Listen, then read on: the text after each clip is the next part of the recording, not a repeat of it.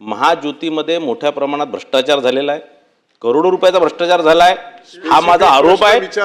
आणि कुठेतरी हे सभागृह त्याकरता गंभीर नाही आहे असं मला वाटतंय। मी परत आपला प्रश्न वाचतो, गंभीर प्रश्न आहे। सभागृहाच्या सदस्यांना विनंती आहे की याच्यावर कृपया आपण गंभीरपूर्वक याचा विचार करावा। कौशल्य विकास प्रशिक्षणासाठी कोणतीही निविदा प्रक्रिया न राबवता कोट्यवधी रुपयाचे कामा जे आहे टेंडर जे आहे ते विशिष्ट संस्थांना देण्यात आलेले आहे।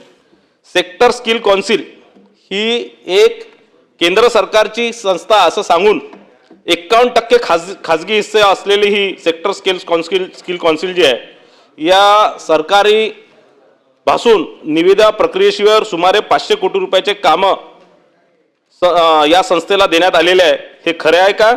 आणि दुसरा माझा प्रश्न आहे, महागाईचा विचार करून विद्यार्थ्यांना स्टायपंड वाढ करावी आणि ते थेट लाभार्थ्यांना डीबीटीच्या माध्यमातून आपण हस्तांतरित करावे।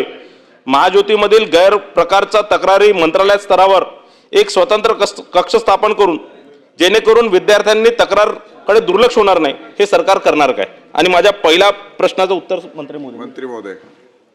सभापती महोदय, मी अगोदरच सांगितलं, जर आपल्याला वाटत असेल आम्ही ह्याच्यामध्ये प्रशासकीय दिरंगाई जर झाली असेल तर नक्कीच त्याची जे आमचे संचालक आहेत ते IAS अधिकारी आहेत, महिला अधिकारी आहेत, त्यांच्या माध्यमातून ह्याची चौकशी करून त्यांच्यावर कारवाई केली जाईल। दुसरा सेक्टर स्किलचा जो तुम्ही इन्क्वायरी तर करावं लागेल ना, असं नाही असं आहे मी सांगितलं ना। आणि मुळे म्हणून आमच्या ज्या अधिकारी आहेत अतिशय चांगल्या स्ट्रिक्ट अधिकारी आहेत, त्यांच्या माध्यमातून नक्कीच ती कारवाई केली जाईल।